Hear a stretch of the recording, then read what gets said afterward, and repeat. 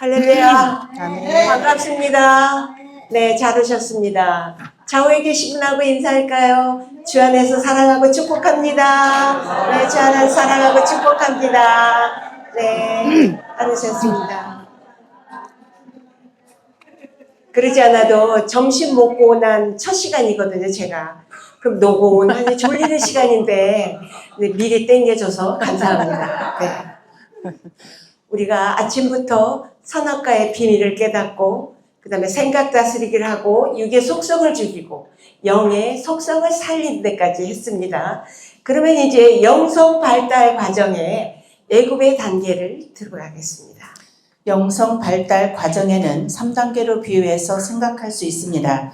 그것은 애굽의 과정, 광야의 과정, 가나안의 과정이라고 부릅니다. 어떤 사람은 영혼의 발달 수준이 애굽의 단계에 있습니다. 어떤 사람은 광야의 단계에 있습니다. 어떤 사람은 가나안의 단계에 와 있기도 합니다. 즉, 각 사람들은 자기가 속해 있는 영성의 수준에 영향을 받으며 자기의 수준에 맞는 기호, 욕망, 사고방식, 이해체계, 가치관 등을 가지게 되며 자기 영성의 수준에서 만족감을 느끼게 됩니다. 성도의 신앙도 이와 같이 각자의 영성 발달 수준에서 드려지게 됩니다. 네, 영성 발달 과정은 지금 읽으신 대로 3단계로 나누어져 있죠. 예굽의 단계, 그 다음에 광야의 단계, 그 다음에 가나안의 단계가 그것입니다. 그래서 사람은 각자 자기의 수준에 맞게 그 수준만큼 살아가게 되어 있습니다. 차원이 그렇게 되어 있습니다. 그래서 우리가 편의상 예굽, 광야, 가나안으로 나누는데 이것이 딱 맞아 떨어집니다. 이 단계들을 이해하고 나면 내가 어느 단계에 있는지 알게 될 것입니다. 그럼 예굽의 단계부터 알아보도록 하겠습니다. 창세기 28장 16절 여호와께서 과연 여기 계시거늘 내가 알지 못하였도다.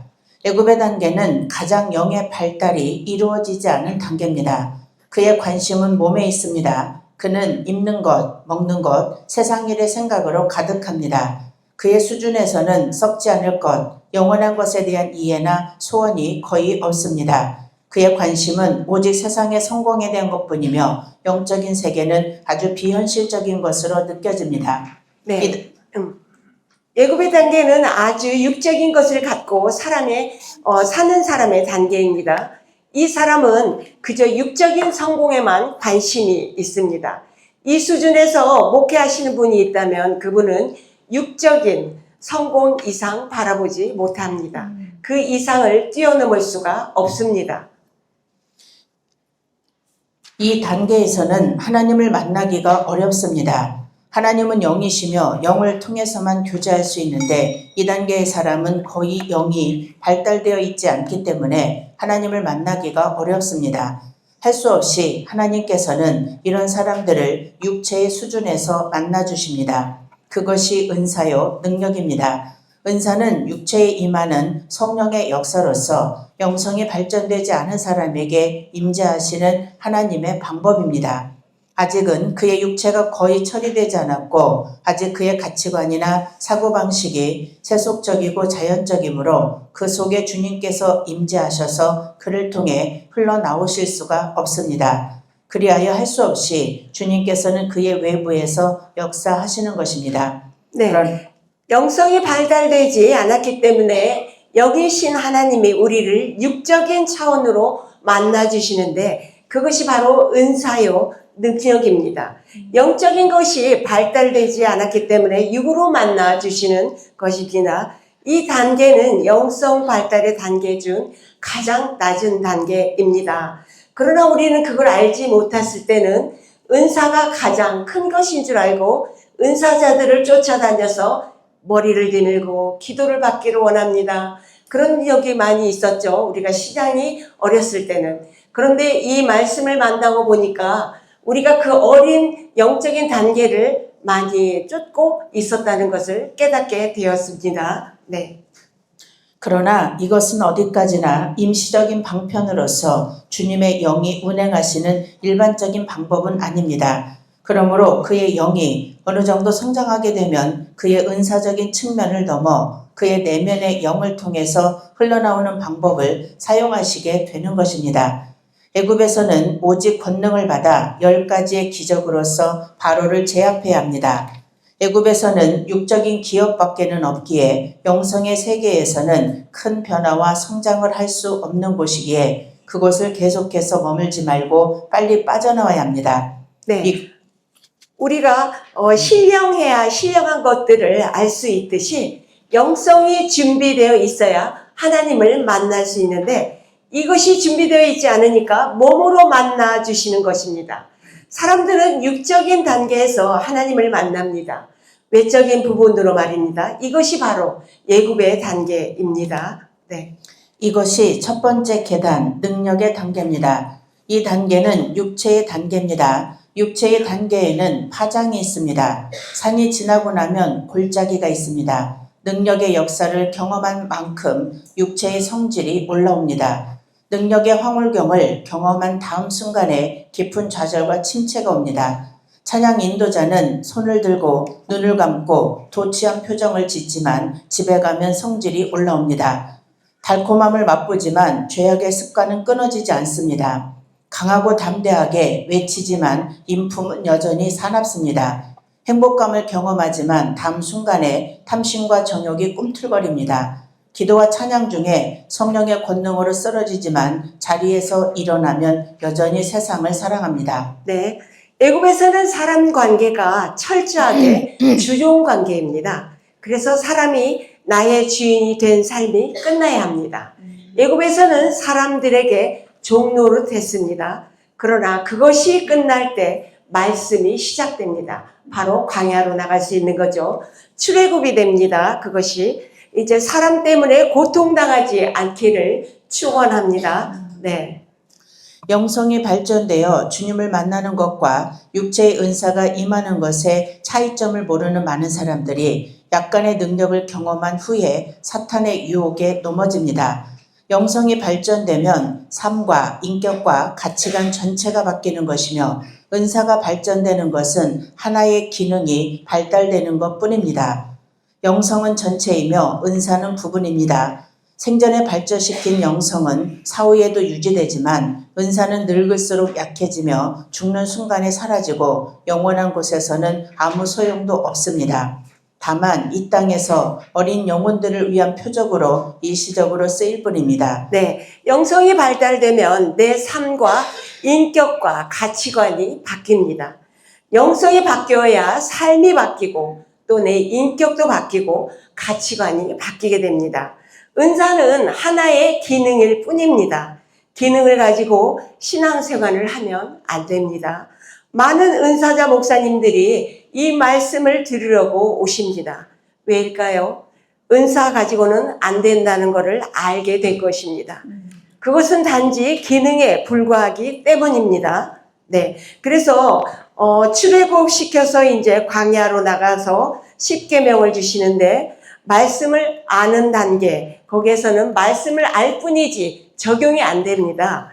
그러면 가나안에 말씀을 주신 것은, 십계명을 주신 것은 요즘에 우리가 출애굽 19장을 새벽 말씀을 듣고 있죠. 거기에서도 하시는 것처럼 그 말씀을 가지고 훈련받아서 가나안에 가서 살으라고 그 말씀 십계명을 이제 광야에서 주시는 겁니다.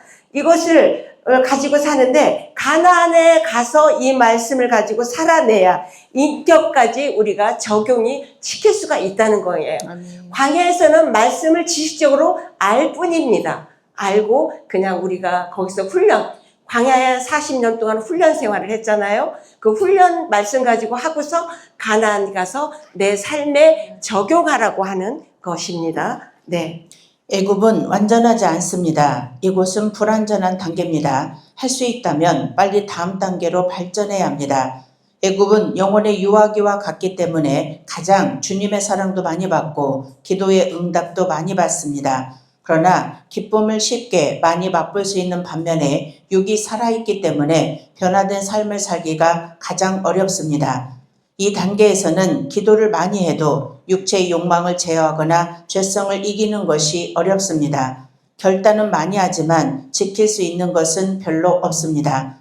수없이 후회하고 울어보아도 그 순간이 지나고 나면 다시 옛 습관을 되풀이합니다. 이 단계를 통과하려면 많은 환난과 고통, 좌절, 실패의 경험이 필요하며 깨달음과 순종을 통해서만 다음 단계로 갈 수 있고 많은 시간이 필요합니다. 그 시간은 각 개인이 경험하고 깨달은 분량과 순종의 정도에 따라 결정되어지는 것입니다. 교훈을 빨리 익히고 다음 훈련 단계로 가는 사람도 있으며 고집이 세고 미련해서 똑같은 고생을 계속 반복하는 사람도 있습니다. 네, 여기서는 가장 육적인 단계이기 때문에 아무리 결심해도 오래가지를 못합니다. 그런데 우리가 광야를 통해서 훈련받고 나면 말씀 가지고 사는 훈련이 끝나고 나면 그때부터는 변함이 없이 갈 수가 있는 겁니다. 역사가 일어납니다. 하나님은 우리가 변함없이 갈 수 있는 삶을 살도록 훈련시키기 위해 광야를 지나가게 만듭니다. 눈물의 골짜기를 지나게 만듭니다. 옛말에 눈물 젖은 빵을 먹지 않은 사람은 인생을 논하지 말라라는 말을 했습니다. 마찬가지로 광야의 눈물 젖은 빵을 먹지 않은 사람은 가나안을 논하지 말아야 합니다. 애굽에서는 영의 느낌이 거의 없고 몸의 감각에만 민감하기 때문에 묵상 기도나 듣는 기도를 하기 어렵습니다. 영의 발전 상태나 성향이 사람마다 약간 다르긴 하지만 대체로 애굽에서는 몸을 사용해 기도합니다. 발성 기도나 손을 사용하거나 몸을 움직이면서 기도합니다. 이 사람들에게 내적 기도를 가르치면 그들은 졸거나 잠이 옵니다. 그들은 하품을 하거나 능력이 오지 않는다고 불평을 합니다. 어느 정도 영성이 발전될 때까지 그들은 소리를 질러야 할 것입니다. 박수를 치고 몸을 흔들어야 할 것입니다. 조용한 곳을 견디지 못하기 때문에 그들은 웃고 떠들며 재미있는 곳으로 가야 할 것입니다. 고요함은 그들 속에 있는 어둠의 세력을 드러내기 때문에 어둠의 영들이 그들에게 고통을 주고 그들은 견뎌내지 못하는 것입니다. 그래서 그들은 죄의 고통을 견딜 수 있기 위해 스스로 영성의 세계에 둔감해지는 것입니다. 어느 정도 영성이 자라면 그들은 허무해지고 만족하지 않게 됩니다. 전에는 대단하게 보였던 승리, 꿈의 성취, 성공, 야망 등 그런 것들이 이제는 별것 아닌 것으로 여겨집니다. 그래서 그들은 비참함을 느끼게 됩니다. 그들은 변덕이 생긴 것이 아니라 그들의 영성이 조금 자라면서 관점이 바뀐 것입니다. 그런 후에야 그들은 다음 단계로 들어갈 수 있는 영성의 눈이 열립니다. 네, 예고의 단계에서 광야로 넘어가면 그동안 가지고 있던 육적 단계에서의 성공, 꿈, 성취, 야망들이 아무것도 아니라는 것을 인식하게 됩니다. 네, 우리가 세상이 좋다고 말할 때는 하나님의 광야로 가게 하지 않으십니다. 못 살겠다 라는 신음소리가 날 때까지 하나님이 광야로 그때야 우리를 출애굽을 시킵니다. 세상적인 것에 만족하면 하나님이 우리를 말씀 가지고 살게 만들지 않습니다. 그래서 때로는 우리로 하여금 세상에서 눈물 나게 만드시는 것입니다. 그래서 자녀 때문에 눈물도 나봐야 하고 아내 때문에 남편 때문에 한번 울어도 봐야 합니다. 성도랑 부딪혀서 이런 쓴맛이 있구나 하고 이런 것도 느껴봐야 합니다. 네, 우리 우스갯소리로 이 강의는 맨 땅에 헤딩을 해본 그런 사람이 들어야 한다고 합니다. 고통을 한번 느껴봐야 애굽이 별것 아니구나. 여기서 살다가 난 죽겠구나라는 신음소리를 냅니다. 그때야 비로소 하나님이 광야로 끌고 갑니다. 이 강의는 우리들을 광야로 이끌어 갑니다. 미리 얘기지만 우리들이 견뎌야 합니다. 말씀을 들으면 좋다고는 하는데 광야 생활은 결코 만만치 않습니다. 그러나 반드시 이 과정을 누구든지 겪어야 합니다. 말씀을 들으시는 한 사모님이 광야는 가나안으로 가는 KTX라고 말하십니다. 비유가 너무 좋죠. 네. 그러나 그렇습니다. 정말로 가나안에 가려면 광야를 반드시 지나야 합니다. 그야말로 말씀의 불심판을 견뎌야 합니다. 말씀의 불심판을 견디는 분들만 가나안에 들어갑니다. 물론 조금은 쓰고 어렵습니다. 그러니까 우리들이 각오를 단단히 하셔야 합니다. 그래도 하나님이 인도하실 줄 믿습니다. 아멘. 함께 가니까 잘 넘어갈 줄 믿습니다. 아멘. 한 명도 낙오자가 없이 잘 통과되기를 축원합니다. 육체의 욕망을 거절하십시오. 당신이 성공하면 성공할수록 당신은 거기에서 나오지 못합니다. 당신이 실패하고 고통할수록 당신은 거기에서 나올 수 있습니다. 낙심과 절망, 꿈의 좌절과 실패는 당신을 거기에서 나오도록 도와줍니다. 이스라엘 백성은 처음에 애굽에서 행복하게 살았습니다. 그러나 요셉이 죽고 애굽의 왕이 바뀌고 핍박을 받기 시작하면서부터 그들은 애굽이 자신들의 땅이 아니라는 사실을 깨닫게 됩니다. 육체의 욕망은 우리의 본질이 아닙니다. 육체가 잘되면 잘될수록 영성의 눈은 감기고 육체의 세계에서 나오는 것은 점점 어려워집니다.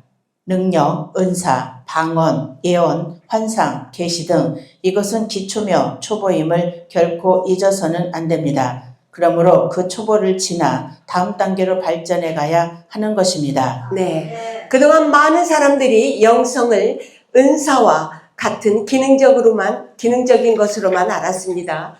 그리고 은사가 최고라고 생각했습니다. 왜 그렇게 생각했느냐면 그나마 하나님을 만났기 때문입니다. 이 영성 발달의 3단계를 정리하고 여러분들에게 소개를 하신 왜 소개를 하냐면 많은 분들이 성악과 강의를 듣고 고목사님에게 제가 판단을 잘하는 것이 똑똑한 것인 줄 알았다고들 다 얘기를 하신 거예요. 그러나 그것이 알고 보니 뭐예요? 저주예요. 저주가 있으니 우리의 길도 막히고 하나님의 축복을 받지 못했다는 것을 깨닫게 되었다는 거죠. 그래서 육적인 은사도 이것은 하나의 기능이며 가장 낮은 단계의 수준이라는 것을 우리가 알게 되었고 선악을 판단하지 않고 가야만이 가나안의 영적인 세계를 들어갈 수 있다는 원리를 이해하고 또 순종하면 이 세계를 여러분들에게 정리해서 알려주시는 거라고 합니다. 네, 이제는 애굽에 넘어 말씀을 넘어 가나안으로 가야 역사가 일어날 줄을 믿으시기 바랍니다. 이 가나안에는 땅이 정복되는데 우리가 가나안을 정복하는 것이 관계가 풀어지는 것이라고 했습니다. 그래야 하나님과의 관계가 풀어지고 사람들과의 관계가 풀어지시는 줄을 믿으시기 바랍니다. 그래야 비밀이 열려집니다. 그러면 비밀이 풀려지니까 반드시 광야라는 불심판을 통과해야 합니다. 광야에서 불이라는 말씀이 통과돼야 가나안에 들어갈 수가 있는 것입니다. 또 애굽에서 광야로 넘어갈 때는 홍해를 건너갔죠. 그러나 광야에서 가나안에 넘어갈 때는 요단강을 건너가야 합니다. 하나님이 갈라주시는 것이 아니라 내가 죽고자 할 때 건너갈 수가 있습니다. 요단강은 죽을 각오를 한 사람만 넘어가는 것입니다. 저도 얼마 전에 요단강을 한번 넘어갔습니다. 요단강을 넘어가서 태국에 왔습니다. 제가 한번 죽어지는 과정이 있었다는 거예요. 여러 가지 하나님의 환경적으로 남편 저의 문제 여러 가지가 있었는데 저는 이제 지난 보니까 말로는 하나님 해주실 거야 하지만 생각으로는 사람을 의지했던 거예요. 주변의 사람을 통해서 해주시겠지 이렇게 생각을 하고 이렇게 그런 걸 늘 생각을 가지고 있었던 것 같아요. 그런데 막상 그 문제 앞에 딱 끝에 가서 보니까 하나님이 하시더라는 거예요. 내가 마음의 인간적인 걸 내려놓고 하나님 앞에 내 자신을 꺾고 말씀을 바라보고 또 새벽마다 내려오는 말씀을 계속 붙잡고 있었더니 하나님의 역사하시는 걸 제가 경험을 했어요. 하나님의 그 끝에서 기다리고 계시더라는 거예요. 그거를 제가 엄청난 큰 경험을 했기 때문에 여러분들에게 이 말씀을 전해드리는 겁니다. 그래서 내 자신이 죽어서 요단강을 넘어가봐야 그 물 자체에 들어가니까 열린 것이라고 했죠. 내가 죽지 않은 사람은 열리지가 않습니다. 아멘. 이 두 번의 강을 건넌 사람만이 역사가 일어납니다. 네, 요즘 그래서 목사님에게도 요단강을 건너갔습니다. 이렇게 하고 하시는 말씀 하시는 분들이 많이 있다 그래요. 저도 이제 여기 끝에 보니까 요단강을 건너고 죽다가 살았습니다. 말씀을 붙들고 건넜습니다. 그러나 이 요단강은 아무나 못 건넙니다. 네, 진짜 내가 죽어야 합니다.